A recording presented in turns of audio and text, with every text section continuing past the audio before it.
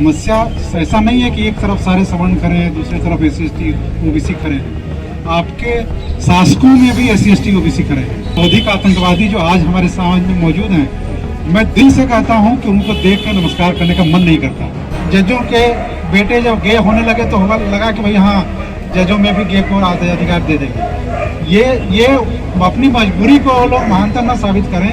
और teaching community के पास क्या है? प्रतिष्ठा ही है ना। हम मसल पावर से नहीं जाने जाते, मोरल पावर से जाने जाते हैं। मुझे लगता है कि यह बहुजन बनाम सवर्ण की लड़ाई नहीं है। मुझे लगता है कि देश की लोकतांत्रिक व्यवस्था बनाम देश की सामंती व्यवस्था, मनवादी व्यवस्था की लड़ाई है। समस्या ऐसा नहीं है कि एक तरफ सारे सवर्ण खड़े हैं, दूसरी तरफ SC/ST OBC खड़े हैं। आपके शासकों में भी SC/ST OBC खड़े हैं। जो बोर्ड ऑफ गवर्नर्स के मेंबर है वो भी SC/ST OBC हैं। जो आपको NFS कर रहे हैं वो भी SC/ST OBC हैं। तो आप इसको दो खांचों में बांट के नहीं देख सकते कि ब्राह्मण सारे आपके विरोध में हैं और सारे दलित OBC आपके समर्थन में हैं। ये भी नहीं है। लेकिन ये इसलिए जरूरी है, मैं इसलिए कहना चाहता हूँ, आज से 23 साल पहले 98 में, मेरा 97 में JRF हुआ MA के साथ ही, उसमें हम लोग दिल्ली यूनिवर्सिटी में लेक्चरशिप का इंटरव्यू देने के जाते थे। 20 लोग 25 लोग जाते थे और NFS करके और निकाल दिए जाते थे। और आज उनको मैं कहता हूँ कि बौद्धिक आतंकवादी जो आज हमारे समाज में मौजूद हैं, मैं दिल से कहता हूँ कि उनको देख कर नमस्कार करने का मन नहीं करता। मैं उस बिरादरी के लिए मैं उस बिरादरी का हूँ जो इस अपराध में शामिल है, शिक्षक बिरादरी में। लेकिन मैं उसके साथ खड़ा हूँ जो इसके विरोध में खड़े हैं। कि आपकी योग्यता की परिभाषा क्या है? 5 मिनट का इंटरव्यू, यह मानेंगे कि ये योग्य है, या आपकी MA MPhil PhD की डिग्री है? अगर आप MPhil PhD की डिग्री को अयोग्य मानते हैं तो सारी डिग्री को खारिज कीजिए। हम क्यों पढ़ाते हैं यूनिवर्सिटीज में? हम क्यों JRF का एग्जाम लेते हैं? हम क्यों PhD करते हैं? जब इंटरव्यू से ही सिलेक्शन होना है तो इंटरव्यू कीजिए सबका। तो यह जो मुझे लगता है कि जो योग्यता है, योग्यता और ईश्वर दो ऐसे चीज हैं जिसकी कोई निश्चित परिभाषा नहीं दी जा सकती। किसको योग्य मानेंगे भाई? और अभी जिन्होंने बताया ना कि भाई अगर आपके मन का रखना होगा तो उसको कुछ और योग्य बना देंगे, और किसी को नहीं रखना होगा उसको दूसरे तरह से योग्यता बताएंगे। तो हमें लगता है कि इन चीज़ों को और अधिक पारदर्शी करने की जरूरत है। समस्या सिर्फ ये झुंसी का इंस्टीट्यूट नहीं है, गोविंद GV पंत इंस्टीट्यूट नहीं है, ये पूरे देश में मौजूद है, सदियों से मौजूद है। और ये कर्ण से लेकर के एकलव्य से लेकर के सारी जगहों पर चीज़ें मौजूद हैं। समस्या आज बेहतर इसलिए है कि इसके खिलाफ आवाज़ उठ रही है, आवाज़ मजबूती से उठ रही है। और जिस योग्यता के पवित्र आवरण में वे लोग अन्याय कर रहे हैं, उस आवरण को तोड़ने की कोशिश आपके द्वारा हो रही है। बड़े भाई रतन लाल जी ने बहुत सही कहा, यह कानूनी मसला नहीं है, न्यायिक मसला नहीं है, यह नैतिक मसला है। योग्य कोई व्यक्ति किसी को कहीं पे जाके अपॉइंट हो जाता है तो सिर्फ एक नौकरी का मसला नहीं है। हम लोग महसूस करते हैं कि जब हम अध्यापन क्षेत्र में होते हैं तो हमारे SC/ST OBC के छात्र सुकून महसूस करते हैं। जब हम उनसे बात करते हैं तो मैं वो फीलिंग महसूस करता हूँ जो फीलिंग मैंने महसूस नहीं किया अपने अध्यापकों के साथ में। तो उस फीलिंग को महसूस कराना, उन संस्थानों को लोकतांत्रिक बनाने के लिए जरूरी है कि उन संस्थानों में सबकी भागीदारी हो। सिर्फ SC/ST OBC नहीं हो, उसमें माइनॉरिटी भी हो, उसमें विमेन भी हो, उसमें बाकी सभी। जो तस्वीर समाज में है वह तस्वीर शिक्षण संस्थानों में, सभी संस्थानों में दिखनी चाहिए। पिछले दिनों एक बहुत बड़ा एक तर्क निकल के आया था कि जब जजों के बेटे जब गे होने लगे तो लगा कि भाई हाँ, जजों में भी गे को अधिकार दे देंगे। ये अपनी मजबूरी को लोग महानता न साबित करें। आज हम इतने अनैतिक हैं, हम अपने विद्यार्थियों से कहने में हमें संकोच महसूस होता है कि बेटा तुम बढ़िया से ईमानदारी से पढ़ाई करो, बढ़िया पढ़ो, बढ़िया तैयारी करो, तुम्हारा अच्छा सिलेक्शन होगा। क्योंकि ऐसे बेगैरत लोग मौजूद हैं जो अपने पद को बचाने के लिए, अपनी प्रतिष्ठा को बचाने के लिए, प्रतिष्ठा तो नहीं बचती, पद बचता है। प्रतिष्ठा तो जो होना था हो ही रहा है। अभी देख रहे हैं कि क्या लिखा गया है इनके बारे में। लेकिन पद बचा लेंगे, वो डायरेक्टर बन जाएंगे, कहीं के VC बन जाएंगे, कहीं वाइस चांसलर बन जाएंगे, कहीं राज्यपाल राष्ट्रपति बन जाएंगे, प्रतिष्ठा नहीं बना पाएंगे। और टीचिंग कम्युनिटी के पास क्या है? प्रतिष्ठा ही है ना।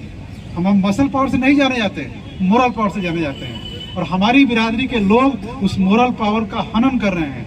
तो मोरल पावर का हनन कर रहे हैं, हमें उस लड़ाई को मोरल पावर से ही लड़ना है। वैसे लोगों को जो अयोग्यता के नाम पे हमें बाहर करते हैं, उनकी योग्यता चेक करनी पड़ेगी। तुम्हारी क्या है योग्यता?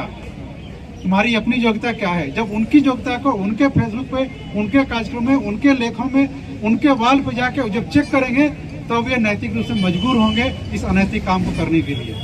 मुझे लगता है ये प्रक्रिया है, और जैसा रतनलाल जी ने आप सब लोगों ने कहा, यह कंटिन्यू है और ये रुकेगी तभी, यह अनैतिक काम तभी रुकेगा जब उसको चेक करेंगे, वहीं पे चेक करेंगे, सड़कों पे चेक करेंगे, उसके वाल पे जाके चेक करेंगे, उसके घरों पे जाके चेक करेंगे, कहीं पब्लिक मीटिंग में बोल रहे तो वहां पे जाके चेक करेंगे।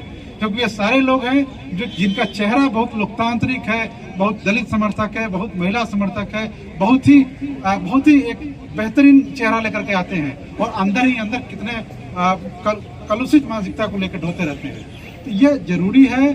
और इस जो मैं कह रहा था अभी शंभू जी से, बाबा साहब जब मंदिर प्रवेश का आंदोलन चला रहे थे तो वे लोगों को पुजारी और मंदिर में जाने के लिए नहीं प्रेरित कर रहे थे।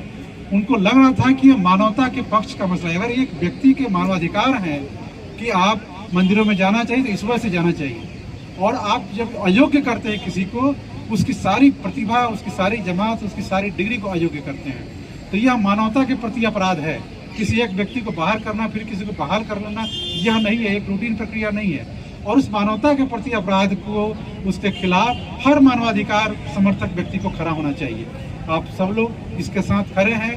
पूरे जो इस देश में जहाँ भी ऐसे लोग हैं, जहाँ भी कहीं ऐसे अत्याचार हो रहा है, उनको अगर वे मानवीय हैं तो उनको इसके खिलाफ खड़े होना चाहिए, ऐसी जगह बनानी चाहिए। और जो लोग ऐसे मानवतावादी मानदंडों के सहारे सिस्टम में आते हैं, उनको भी चेक करते रहना पड़ेगा कि आप तो बहुत बड़ी बड़ी बातें करते थे, आप क्या डिलीवर कर रहे हैं, और अगर डिलीवर नहीं कर रहे हैं तो फिर आपका एक दोहरा चरित्र है, उसको चेक किया जाना जरूरी है।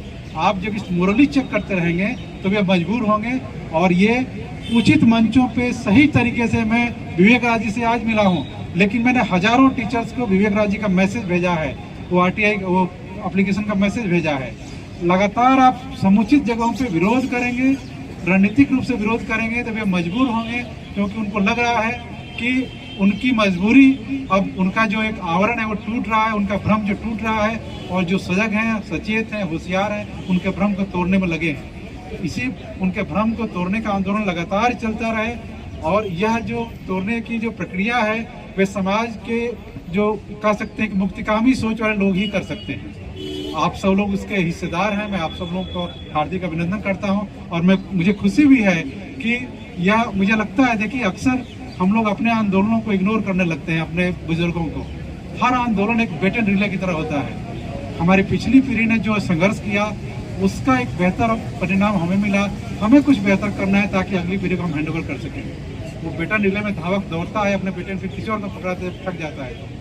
हमारी पिछली पीढ़ी ने, इस दिल्ली यूनिवर्सिटी में रतनलाल जी सही कहा, इससे पहले भी 95-94 के ज़माने में भी PD सहारे जी और हंसराज सुमन जी और ऐसे बहुत सारे मैं मित्रों को जानता हूं जो लगातार इस आंदोलन को करते रहे, और उनके सहारे आज जितने सारे SC ST OBC की नियुक्तियां हुई हैं। लेकिन दुर्भाग्य यह है कि हम सब लोग स्पेस से आते हैं लेकिन उसका निर्वहन नहीं कर पाते। ये SC ST OBC की बहुत बड़ी एक कमी है।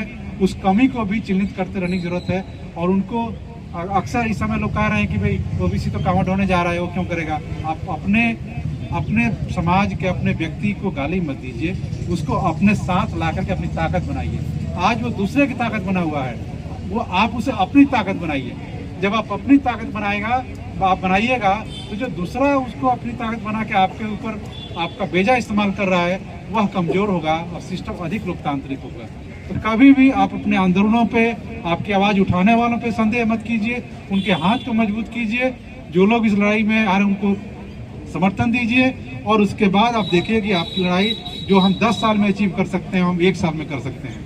यह एक रणनीतिक रूप से लड़ाई है। आप सब लोग इसको लड़ते रहें, मेरी पूरी शुभकामनाएं हैं। और हमेशा हम सब लोग इस लोकतांत्रिक व्यवस्था के साथ हैं। देखिए, मैं JNU से का छात्र भी रहा हूँ, अध्यापक भी वहाँ पे। मैं महसूस करता हूँ कि जब सिस्टम लोकतांत्रिक होता है उनको मौका मिलता है जो बेजुबान होते हैं, जो आर्थिक स्थिति जिनकी कमज़ोर होती है, जिनकी लैंगिक स्थिति कमज़ोर होती है। बहुत मुखलिसी से लोग आकर के आज बेहतर मुकाम पे हासिल कर रहे हैं। और ऐसा तभी होता है जब बेहतर माहौल हो, लोकतांत्रिक माहौल हो, जहाँ पे आपको धर्म के नाम पे, जाति के नाम पे, आपके पैसे के नाम पे, आपके कास्ट के नाम पे कोई विशेष प्रिविलेज अगर नहीं मिलता हो तो वह व्यवस्था उनके लिए मजबूत होती है जो गरीबी से निकल के आते हैं, जो प्रतिभाशाली हैं। इस वजह से उस व्यवस्था को बनाए रखना जरूरी है। और इसमें मेरी राय है कि अपने आंदोलनों में शब्दों में ईडब्ल्यूएस को भी शामिल किया जाए, क्योंकि ईडब्ल्यूएस भी कहीं ना कहीं उस सामंती मनवादी तिक्रम का शिकार है जो कुछ खास जातियों के खास परिवारों में है। सभी जातियों में ऐसा नहीं है, सभी जातियों में कुछ खास लोगों का कॉकस है, व्यक्तियों का कॉकस है, जातियों का कॉकस नहीं है। व्यक्तियों के कॉकस को तोड़िए और उनके बीच के अंतर्विरोधों को अपनी ताकत बनाइए। आप जब उनके अंतर्विरोधों को अपनी ताकत बनाएंगे तो आप सफल डिप्लोमेटिक राजनीति के होंगे, अपने आंदोलन को बहुत डिप्लोमेसी से करेंगे। और रोस्टर आंदोलन में आपने देखा कि आपने सत्ता पक्ष की कमजोरी और विपक्ष की ताकत को हथियार बनाया और मजबूर किया कि वो एक्ट बनाने पे मजबूर हुए। अभी भी बहुत सारा लोचा उसमें है, लेकिन कुछ तो चीज़ें बेहतर हुई है। मैं आप सबों से विदा रहना चाहता हूँ, लेकिन मैं हमेशा इस आंदोलन में आप लोगों के साथ पहले भी था, रहूँगा। पहले छात्र जीवन में मैं ऐसा वाइस प्रेसिडेंट था, यूनिट में भी था, मैंने छात्र संघ जेएनयू का चुनाव भी लड़ा। अब मैं किसी भी राजनीतिक दल से संबद्ध नहीं हूँ, लेकिन जो भी प्रतिगामी सोच के, जो एक मुक्तिकामी सोच के लोग हैं, उनके साथ में हमेशा रहूँगा। शुक्रिया। नेशनल दस्तक की आपसे गुजारिश है कि अगर इसको बचाना चाहते हैं तो नेशनल दस्तक को सब्सक्राइब करने के लिए रेड कलर के सब्सक्राइब बटन को दबाएं, फिर बेल आइकन की घंटी दबाएं। नेशनल दस्तक को बचाने के लिए बहुत जरूरी है कि हर खबर को शेयर करें, लाइक करें, कमेंट जरूर करें।